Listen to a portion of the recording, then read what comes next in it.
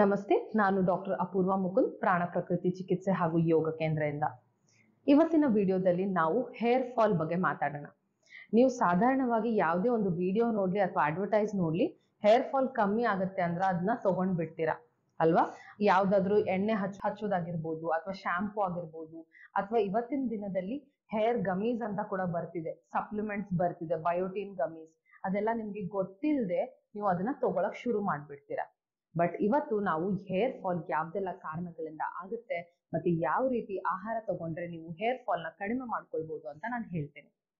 Hair fall ಆಗೋಕ್ಕೆ ಕಾರಣಗಳು ತುಂಬಾ ಇದೆ. ಯಾವ ರೀತಿ ಅಂತ ಹೇಳಿದ್ರೆ, ಅದು ಹಾರ್ಮೋನಲ್ ಆಗಿರ್ಬೋದು, ಅಂದ್ರೆ ನಿಮ್ಗೆ ಏನಾದ್ರು PCOD ಇದ್ರೆ, ಥೈರಾಯ್ಡ್ ಸಮಸ್ಯೆಗಳಿದ್ರೆ, ಅಥವಾ ಈಗಲೇ ನಿಮ್ಗೆ ಡೆಲಿವರಿ ಆಗಿದೆ, ನೀವು ಪ್ರೆಗ್ನೆಂಟ್ ಆಗಿದ್ದೀರಾ, ಅಥವಾ ಮೆನೋಪಾಸ್ ಅಂದ್ರೆ ಮುಟ್ಟು ನಿಲ್ಲುವ ಸಮಯದಲ್ಲಿ ಈ ರೀತಿ ಹಾರ್ಮೋನಲ್ ಚೇಂಜಸ್ ಆದಾಗ ನಿಮ್ಗೆ ಹೇರ್ ಫಾಲ್ ಆಗೋದು ಕಾಮನ್ ಆಗಿ ಕಂಡು ಬರುತ್ತೆ. ಇನ್ನೊಂದು ಏನಂತ ಹೇಳಿದ್ರೆ ಜೆನೆಟಿಕ್ಸ್. ನಿಮ್ ಮನೆಯಲ್ಲಿ ಯಾವ್ದಾದ್ರು ಬಾಲ್ಡ್ನೆಸ್ ಪ್ಯಾಟರ್ನ್ ಏನಾದ್ರು ಜೆನೆಟಿಕಲಿ ಇದ್ರೆ ಅದು ನಿಮ್ಗೂ ಕೂಡ ಕಂಟಿನ್ಯೂ ಆಗುತ್ತೆ. ಡಿಫ್ರೆಂಟ್ ಪ್ಯಾಟರ್ನ್ ಬಾಲ್ಡ್ನೆಸ್ ಇರುತ್ತೆ. ಸೊ ಈ ರೀತಿ ಇದ್ರೆ ಜೆನೆಟಿಕ್ಸ್ ಇಂದ ಕೂಡ ಹೇರ್ ಫಾಲ್ ಆಗೋ ಚಾನ್ಸಸ್ ಇರುತ್ತೆ. ಇನ್ನೊಂದೇನಂದ್ರೆ ಏನಾದ್ರು ಕಾಯಿಲೆಗಳಿದ್ರೆ, ಅಂದ್ರೆ ಆಟೋ ಇಮ್ಯೂನ್ ಡಿಸಾರ್ಡರ್ಸ್, ಸ್ಕ್ಯಾಲ್ಪ್ ಅಲ್ಲಿ ಏನಾದ್ರು ಸ್ಕ್ಯಾಲ್ಪ್ ಸೋರಿಯಾಸಿಸ್ ಆಗಿರ್ಬೋದು, ಅಲೋಪೇಶಿಯಾ ಅಂತ ಹೇಳ್ತೀವಿ, ಈ ರೀತಿ ಕಾರಣಗಳಿಂದ ಕೂಡ ಹೇರ್ ಫಾಲ್ ಆಗುತ್ತೆ.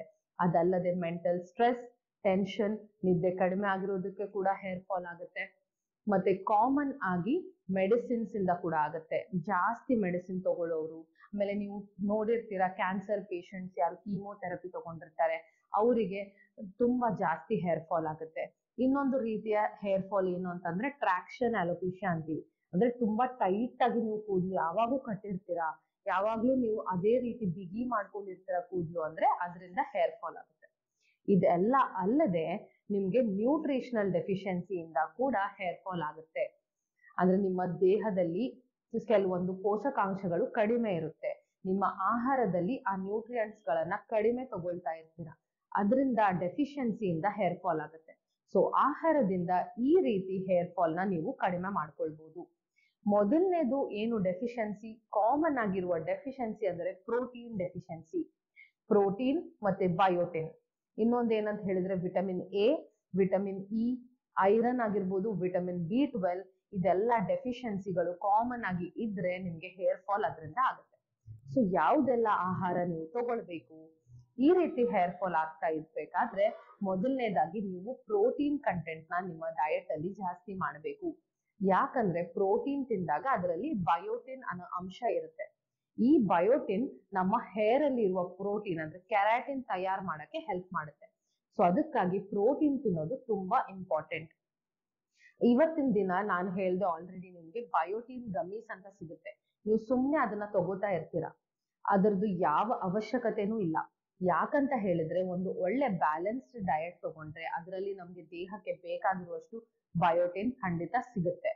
ಆಮೇಲೆ ನಮ್ಗೆ ಬೇಕಾಗಿರೋಕ್ಕಿಂತ ಹೆಚ್ಚಾಗಿ ಬಯೋಟಿನ್ ಆ ಗಮೀಸ್ ಅಲ್ಲಿ ಇರುತ್ತೆ. ಅದು ಹೇರ್ ಫಾಲ್ ಜಾಸ್ತಿ ಮಾಡುತ್ತೆ ಹೊರತು ಕಡಿಮೆ ಖಂಡಿತ ಮಾಡೋದಿಲ್ಲ. ಅದಕ್ಕೆ ಇದೆಲ್ಲದ್ರ ಮೇಲೆ ಡಿಪೆಂಡ್ ಆಗೋದನ್ನ ಬಿಟ್ಟು ಒಳ್ಳೆ ಆಹಾರವನ್ನು ನೀವು ಪಾಲಿಸ್ಬೇಕು. ಪ್ರೋಟೀನ್ ಅಂತ ನಾನು ಹೇಳಿದೆ, ಪ್ರೋಟೀನ್ ಯಾವ್ದ್ರಲ್ಲೆಲ್ಲ ಇರುತ್ತೆ? ಈ ಮೊಟ್ಟೆಯಲ್ಲಿ ಒಳ್ಳೆ ಅಮೌಂಟ್ ಆಫ್ ಪ್ರೋಟೀನ್ ಇರುತ್ತೆ, ಬಯೋಟಿನ್ ಕೂಡ ಇರುತ್ತೆ. ನೀವು ವೆಜಿಟೇರಿಯನ್ಸ್ ಆಗಿರೋದ್ರಲ್ಲಿ ನೀವು ಲೆಗ್ಯೂಮ್ಸ್ ಅಂದ್ರೆ ಬೀನ್ಸು, ಆಮೇಲೆ ಜಾಸ್ತಿ ಕಾಳುಗಳು, ಇದನ್ನೆಲ್ಲ ದಿನನಿತ್ಯ ತಿಂತಾ ಇದ್ರೆ ಅದರಲ್ಲಿ ಪ್ರೋಟೀನ್ ಒಳ್ಳೆ ಅಂಶ ಇರುತ್ತೆ. ಆಮೇಲೆ ಅದರಲ್ಲಿ ಐರನ್ ಕೂಡ ಇರುತ್ತೆ. ಯಾರಿಗೆ ಐರನ್ ಡೆಫಿಷಿಯನ್ಸಿ ಅನಿಮಿಯಾ ಇದೆಯೋ ಅವರಿಗೆ ಕೂಡ ಹೇರ್ ಫಾಲ್ ಆಗುತ್ತೆ. ಅದಕ್ಕಾಗಿ ನೀವು ಐರನ್ ರಿಚ್ ಫುಡ್ಸ್ ನ ತಿನ್ಬೇಕು.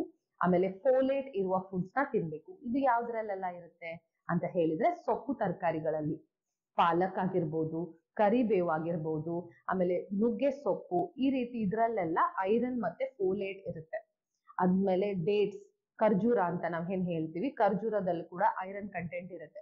ಸೊ ಇದೆಲ್ಲ ಫುಡ್ಸ್ ದಿನನಿತ್ಯ ತಿಂದ್ರೆ ಐರನ್ ಕಂಟೆಂಟ್ ಒಳ್ಳೆ ರೀತಿಯಲ್ಲಿ ನಿಮ್ಮ ದೇಹಕ್ಕೆ ಸಿಗುತ್ತೆ. ಅದರಿಂದ ಹೇರ್ ಫಾಲ್ ನಿಮ್ಗೆ ಕಡಿಮೆ ಆಗುತ್ತೆ. ಇನ್ನೊಂದು ಯಾವ ನ್ಯೂಟ್ರಿಯೆಂಟ್ ಅಂತ ಹೇಳಿದ್ರೆ ವೈಟಮಿನ್ ಸಿ.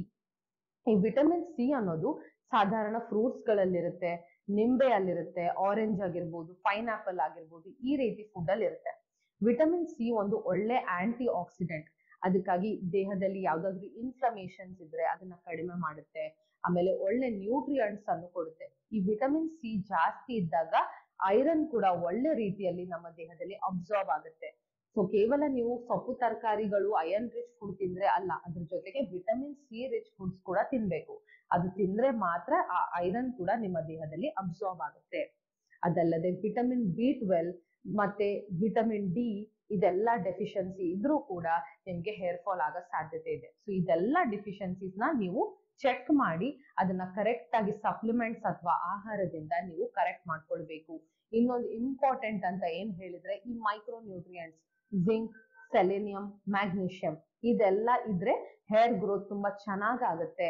ಇದೆಲ್ಲ ಯಾವ್ದ್ರಿಂದ ಸಿಗುತ್ತೆ? ನಟ್ಸ್ ಮತ್ತೆ ಸೀಡ್ಸ್ ಇಂದ ಸಿಗುತ್ತೆ. ಸೊ ದಿನನಿತ್ಯ ಅಟ್ಲೀಸ್ಟ್ ನೀವು 1 ಟೇಬಲ್ ಸ್ಪೂನ್ ಮಿಕ್ಸ್ಡ್ ಸೀಡ್ಸ್ ತಿನ್ನೋದು ಅಭ್ಯಾಸ ಮಾಡ್ಕೊಳ್ಳಿ.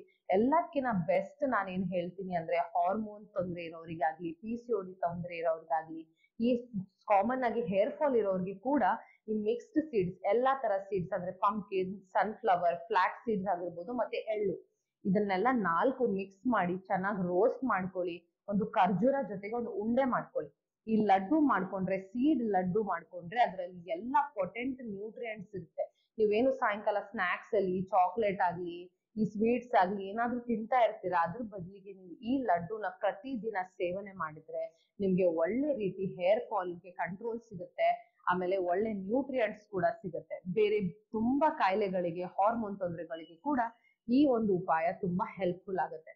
ಸೊ ಇದನ್ನೆಲ್ಲ ಪ್ರಾಕ್ಟೀಸ್ ಮಾಡಿ ಅದರ ಒಟ್ಟಿಗೆ ಡೆಫಿನೆಟ್ ಆಗಿ ಸ್ಕ್ಯಾಲ್ಪ್ ಹೈಜೀನ್ ಅಂತ ನಾವು ಹೇಳ್ತೀವಿ, ಕ್ಲೀನ್ ಆಗಿ ಇಟ್ಕೊಳ್ಬೇಕು ನಿಮ್ಮ ಸ್ಕ್ಯಾಲ್ಪ್ ನ. ಅಂದ್ರೆ ಡ್ಯಾಂಡ್ರಫ್ ಇದ್ರೆ, ತುಂಬಾ ಇನ್ಫೆಕ್ಷನ್ಸ್ ಇದ್ರೆ ಕೂಡ ಹೇರ್ ಫಾಲ್ ಜಾಸ್ತಿ ಆಗುತ್ತೆ. ಆಮೇಲೆ ನೀವೇನೆಲ್ಲ ಈ ಸಲೂನ್ ಟ್ರೀಟ್ಮೆಂಟ್ಸ್ ಮಾಡ್ತೀರಾ ಹೇರ್ಗೆ, ಅದರಿಂದ ಕೂಡ ಜಾಸ್ತಿ ಹೇರ್ ಫಾಲ್ ಆಗುತ್ತೆ.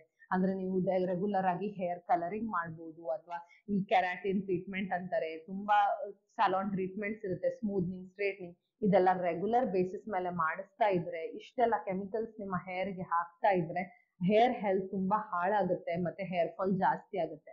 ಆಮೇಲೆ ಹೀಟ್ ಅಪ್ಲೈ ಮಾಡೋದು, ಅಂದ್ರೆ ಸ್ಟೈಲಿಂಗ್ ಅಪ್ಲೈನ್ಸಸ್, ಸ್ಟ್ರೇಟ್ನಿಂಗ್ ಮಾಡೋದು, ಈ ಹೇರ್ ಡ್ರೈಯರ್ ಯೂಸ್ ಮಾಡೋದು, ಈ ರೀತಿ ಕೂಡ ನೀವು ರೆಗ್ಯುಲರ್ ಆಗಿ ಮಾಡ್ತಾ ಇದ್ರೆ ಹೇರ್ ಫಾಲ್ ಜಾಸ್ತಿ ಆಗುತ್ತೆ. ಆಮೇಲೆ ಶಾಂಪೂ ಕೂಡ ತುಂಬಾ ಮೈಲ್ಡ್ ಆಗಿರುವ ಶಾಂಪೂ ಯೂಸ್ ಮಾಡಿ, ಕೆಮಿಕಲ್ಸ್ ಜಾಸ್ತಿ ಹಾಕಬೇಡಿ. ಆಮೇಲೆ ರೆಗ್ಯುಲರ್ ಆಗಿ ಹೇರ್ಗೆ ಆಯಿಲ್ ಹಚ್ಚಿ, ಈ ಆಯಿಲ್ ಅಲ್ಲಿ ಕರಿಬೇವು ಹಾಕಿದ್ರೆ ತುಂಬಾ ಒಳ್ಳೇದು. ಕೊಕೊನಟ್ ಆಯಿಲ್ ತುಂಬಾ ಒಳ್ಳೇದು. ಅದಕ್ಕೆ ಕರಿಬೇವು ನಾನು ಹೇಳ್ದೆ ತಿಂದ್ರು ಕೂಡ ತುಂಬಾ ಒಳ್ಳೇದು, ಅದ್ರಲ್ಲಿ ಐರನ್ ಕಂಟೆಂಟ್ ಇರುತ್ತೆ.